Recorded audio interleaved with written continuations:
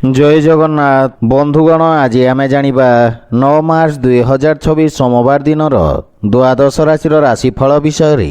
एही दैनिक राशिफल चंद्रंको गोचर गणना को नहीं आधारित एवं चंद्रंको गोचर गणना आम जीवन में बहुत प्रभाव पकई थाए।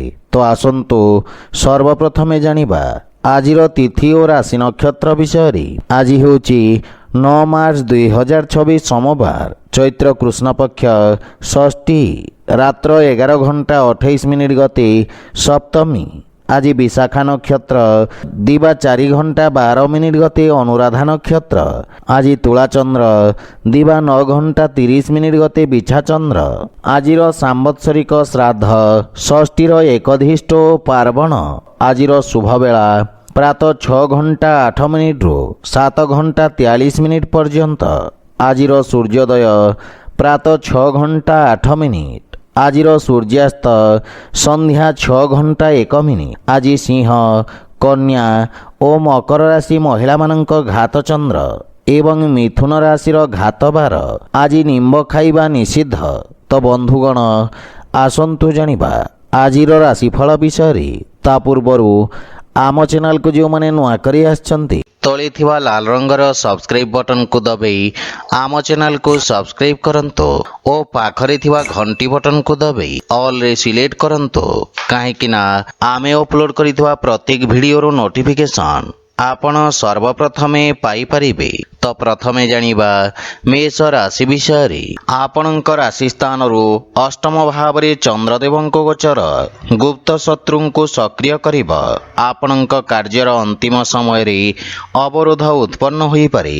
अतः कोनोसी भी कार्य पूरण न करिबा पर्यंत सार्वजनिक करंतु नहीं। परिवारर कोनोसी सदस्यंक सहित मतभेद देखा देई पारे, किंतु आपण निज बाणी कौशल रे समस्तंको प्रभावित करिवार प्रयास करिबे। जीवन साथींक सहित संपर्क रे घनिष्ठता आसीब, किंतु पितांक स्वास्थ्यावस्थार विषय ध्यान रखंतु। निज क्रोध कारणरू संपर्क खराब हेब। बंधु मित्र प्रेम संबंध मानसिक शांति और प्रसन्नता प्रदान करिब। आर्थिक स्थिति मध्यम रहिब। कोनोसी प्रकार निवेश संबंधित निर्णय हानिकारक साब्यस्त हेब एवं विद्यार्थी छात्र छात्री माननकु आशातीत सफलता पाइबा पई अधिक संघर्ष करने पड़िब। व्यापार वाणिज्य रे प्रतिस्पर्धा वृद्धि पाइब। मानसिक चिंता स्वास्थ्यावस्था को खराब करि पारे। विशेष रूप से अनियमित रक्तचाप रोगी निजर विषय ध्यान रखंतु। आज आपण हनुमान चालीसार पाठ करंतु शुभ फल पाइबे। वृष राशि आपणक सप्तम स्थान रे चंद्रदेवंको गोचर आपणको आर्थिक तथा व्यावसायिक चापरू मुक्ति प्रदानकारी रहिब। भागीदारी रे कोनोसी कार्य प्रारंभ करिवार योजना करुथिले समय शुभ रहिब। आपण निज समस्त व्यावसायिक दायित्व तुलाइबारे सफलता पाइबे एवं जीवन साथींक सहित संपर्क रे मधुरतार भाव रहिब। परस्पर मध्य रे थिबा भूल बुझाबणा दूर हेब। प्रेम जीवन रे एक नुआ प्रारंभ करिबे। कोनोसी भी कार्यर प्रारंभ माता पितांक आशीर्वाद नेकी करंतु सफलता पाइबे। संतानंक भविष्यत संबंधित समस्या आपणको सामान्य चिंतित करिब। आर्थिक स्थिति मजबूत रहिब एवं आंशिक लाभ मध्य पाई पारिबे। राजकीय पक्षरु धनार्जनरु सफलता मिलिब एवं सहयोगींक समर्थन रे निज लक्ष्य को हासिल करिबे। छात्र छात्री माननकु किछि नुआ शिखिबार तथा व्यावहारिक रूप रे प्रयोग करिबार अवसर मिलिब, किंतु पेट संबंधित रोगर विषय ध्यान रखंतु। व्यायाम तथा प्राणायाम को दैनिक दिनचर्या रे शामिल करिबाकू प्रयास करंतु। आज आपण गोमाता को खाइबाकू दियंतु शुभ फल पाइबे। मिथुन राशि आज आपणक षष्ठ भाव रे चंद्रदेवंको गोचर आपणक बुद्धि बल और पराक्रम रे वृद्धि करिब। ଆପଣ ସମସ୍ତ ଶତ୍ରୁମାନଙ୍କ ନାଶ କରିବେ।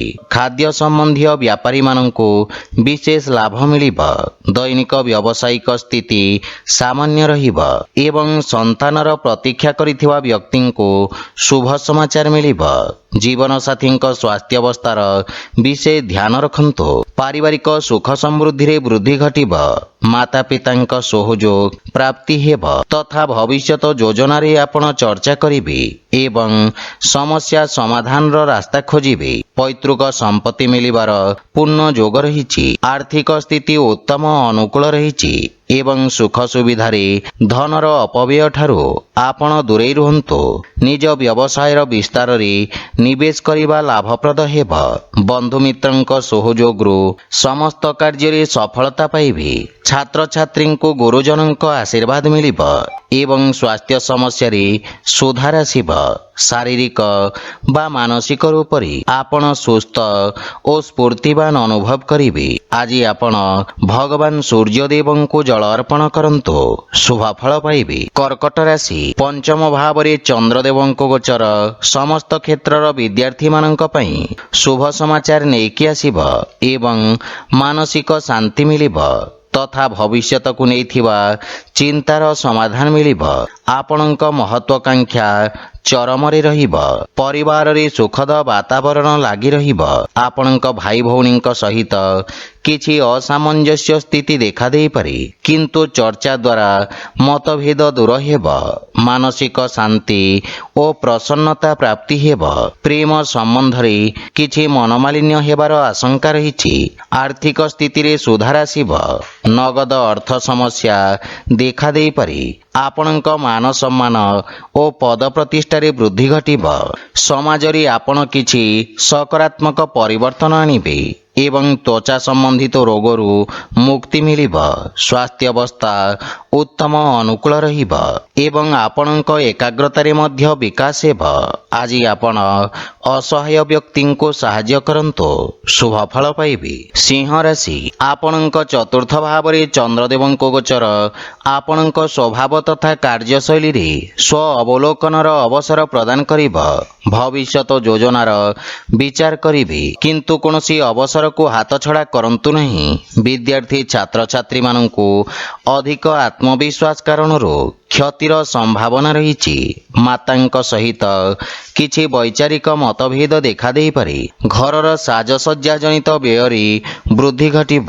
ପିତାଙ୍କ ମାର୍ଗଦର୍ଶନରୁ ଲାଭ ମିଳିବ ଏବଂ ଶ୍ୱଶୁର ଘର ପକ୍ଷରୁ ସମ୍ପର୍କରେ ସୁଧାର ଆସିବ। ଗୃହ ପରିବାରର କୌଣସି ସଦସ୍ୟଙ୍କ ସ୍ୱାସ୍ଥ୍ୟ ସମସ୍ୟାକୁ ନେଇ ଆପଣ ଚିନ୍ତିତ ରହିବେ। ପରିବାର ସଦସ୍ୟଙ୍କ ସହିତ ସମୟ ବ୍ୟତୀତ କରିବେ ଏବଂ ଧନର ଅଭାବ କାରଣରୁ କିଛି କାର୍ଯ୍ୟରେ ଅସ୍ଥାୟୀ ଅବରୋଧ ଉତ୍ପନ୍ନ ହେବାର ସମ୍ଭାବନା ରହିଛି। ସଞ୍ଚିତ ନିବେଶ ବୁଝି ବିଚାରି କରନ୍ତୁ। ବାଣିଜ୍ୟ ବ୍ୟବସାୟ କ୍ଷେତ୍ରର ବିସ୍ତାର ଯୋଜନାରେ ଆପଣ କାର୍ଯ୍ୟ କରିବେ। ଆପଣଙ୍କୁ କିଛି ମାନସିକ ଚିନ୍ତା ହଇରାଣ କରିପାରେ। ସେଥିପାଇଁ ମନକୁ ଏକାଗ୍ର ତଥା ଶାନ୍ତ ରଖିବାର ପ୍ରୟାସ କରନ୍ତୁ।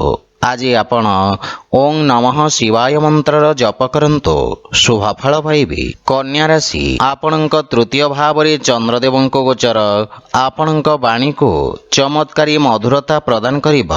ଆପଣ ନିଜ ବ୍ୟାପାରିକ ସହଯୋଗୀଙ୍କ ସହିତ ଭବିଷ୍ୟତର ସମସ୍ୟାକୁ ସାମ୍ନା କରିବାର ରଣନୀତି ପ୍ରସ୍ତୁତ କରିବେ। ପରିବାରରେ ସମ୍ପତ୍ତି ସମ୍ବନ୍ଧିତ କୌଣସି ବିବାଦ ଥିଲେ ତାହାର ସମାଧାନ ହେବ। ପରିବାରରେ ଜୀବନ ସାଥୀଙ୍କ ସହିତ ଉତ୍ତମ ସମୟ ଅତିବାହିତ କରିବେ।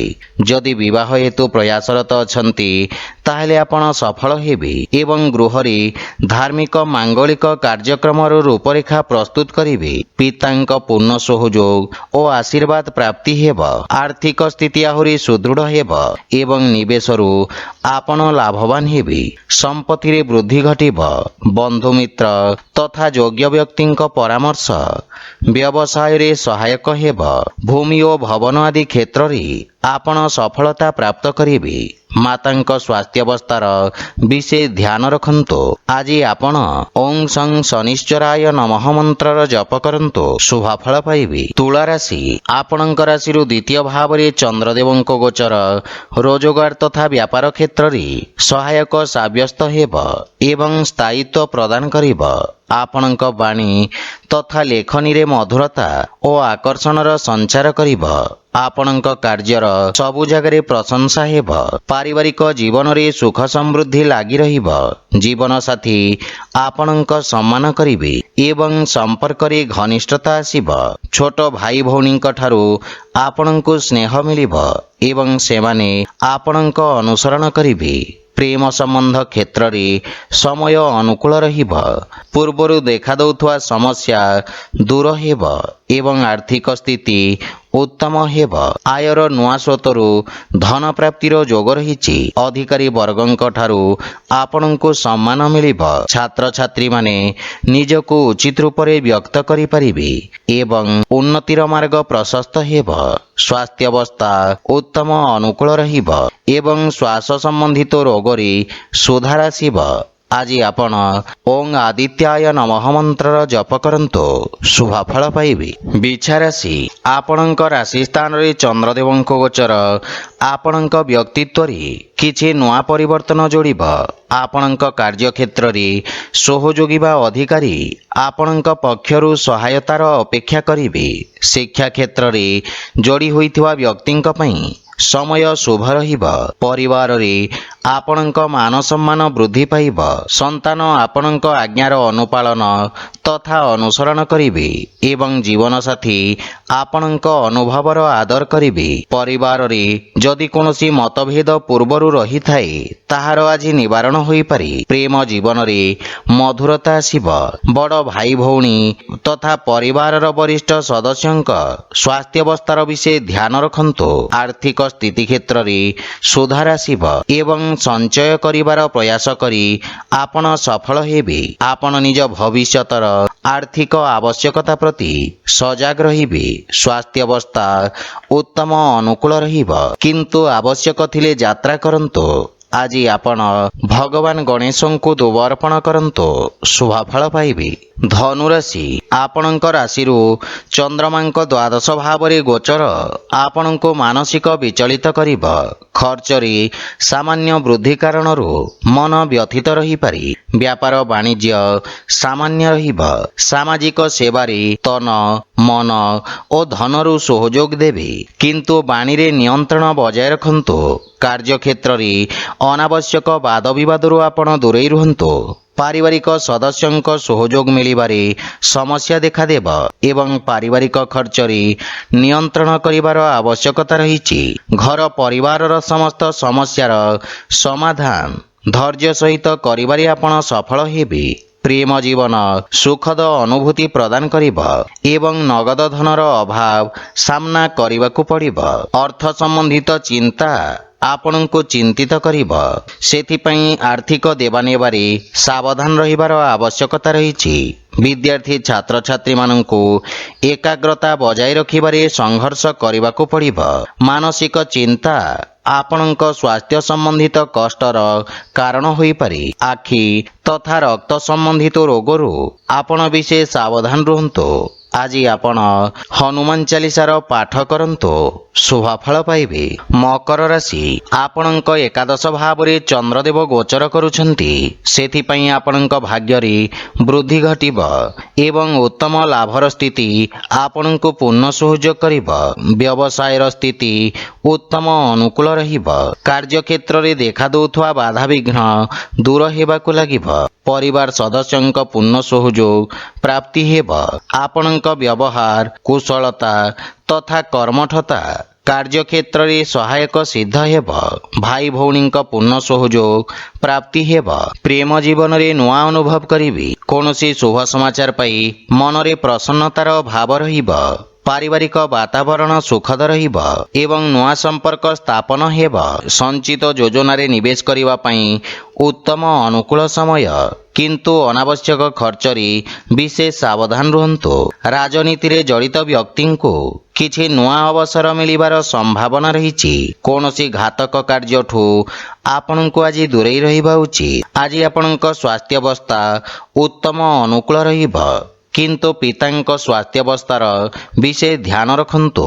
ଆଜି ଆପଣ ଶିବ ଚାଲିସା ପାଠ କରନ୍ତୁ, ଶୁଭ ଫଳ ପାଇବେ। କୁମ୍ଭ ରାଶି, ଆପଣଙ୍କ ଦଶମ ଭାବରେ ଚନ୍ଦ୍ରଦେବଙ୍କ ଗୋଚର ଆପଣଙ୍କୁ କୌଣସି ମହତ୍ୱପୂର୍ଣ୍ଣ ଅବସର ପ୍ରଦାନ କରିବ। ଆପଣ କର୍ମଠତା ସହିତ ନିଜ କାର୍ଯ୍ୟକ୍ଷେତ୍ରରେ ତଥା କାର୍ଯ୍ୟ ପ୍ରଣାଳୀରେ ଆବଶ୍ୟକତା ଅନୁସାରେ ପରିବର୍ତ୍ତନ ପାଇଁ ପ୍ରେରିତ ରହିବେ। ଆପଣଙ୍କ ଦ୍ୱାରା ନିଆଯାଇଥିବା ନିର୍ଣ୍ଣୟ ଆପଣଙ୍କ ପାଇଁ ସ୍ୱର୍ଣ୍ଣିମ ଭବିଷ୍ୟତର ମୂଳଦୁଆ ରଖିବ।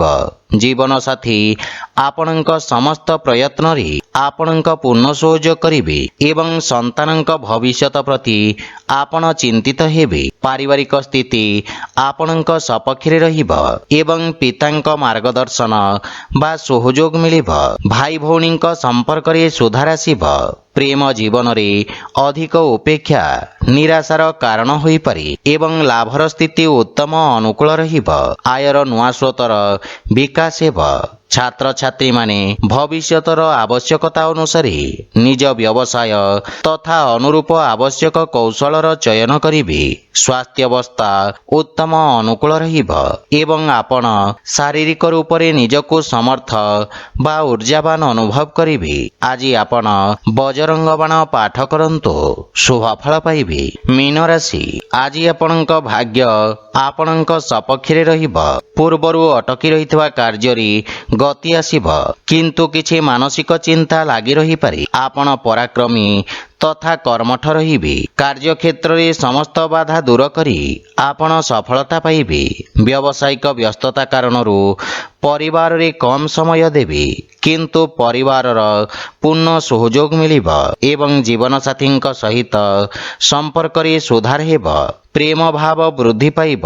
ପାରିବାରିକ ଜୀବନ ଶାନ୍ତି ଓ ସୁଖମୟ ରହିବ। ଭାଇ ଭଉଣୀଙ୍କ ସହିତ ଆପଣ ଉତ୍ତମ ସମୟ ବ୍ୟତୀତ କରିବେ। ପିତାଙ୍କ ପକ୍ଷରୁ ଆଶୀର୍ବାଦ ମିଳିବ। ପ୍ରେମ ଜୀବନରେ ନବୀନତା ଆସିବ। ଛାତ୍ରଛାତ୍ରୀମାନଙ୍କୁ ବନ୍ଧୁମିତ୍ରଙ୍କ ସହଯୋଗ ମିଳିବ ଏବଂ ଆର୍ଥିକ ସ୍ଥିତି ଉତ୍ତମ ଅନୁକୂଳ ରହିବ। ସଞ୍ଚିତ ନିବେଶ ପାଇଁ ଆର୍ଥିକ ସ୍ଥିତି ଓ ସମୟ ଅନୁକୂଳ ରହିବ। ରାଜନୈତିକ ବ୍ୟକ୍ତିଙ୍କ କ୍ଷେତ୍ରରେ ଖ୍ୟାତି ତଥା ପ୍ରଭାବ କ୍ଷେତ୍ରର ବିସ୍ତାର ଘଟିବାର ଯୋଗ ରହିଛି। ଆପଣ ନିଜ କାର୍ଯ୍ୟରେ କିଛି ଶିଥିଳତା ଅନୁଭବ କରିବେ। ସ୍ୱାସ୍ଥ୍ୟାବସ୍ଥା ଉତ୍ତମ ଅନୁକୂଳ ରହିବ। ଗଣ୍ଠି ତଥା ଅସ୍ଥି ସମ୍ବନ୍ଧିତ ରୋଗରୁ ଆପଣ ବିଶେଷ ସାବଧାନ ରୁହନ୍ତୁ। ଆଜି ଆପଣ କିଛି ଗହମ ତଥା ଗୁଡ଼ର ଦାନ କରନ୍ତୁ, ଶୁଭ ଫଳ ପାଇବେ। ତ ବନ୍ଧୁଗଣ, ଏହା ଥିଲା ଆଜିର ରାଶିଫଳ ବିଷୟରେ। ଯଦି ଭିଡ଼ିଓଟି ଆପଣମାନଙ୍କୁ ଭଲ ଲାଗିଥାଏ, ଲାଇକ୍ ସେୟାର ଓ କମେଣ୍ଟ କରି ଜଣାନ୍ତୁ ଏବଂ ଆମ ଚ୍ୟାନେଲକୁ ସବସ୍କ୍ରାଇବ କରନ୍ତୁ। ଜୟ ଜଗନ୍ନାଥ।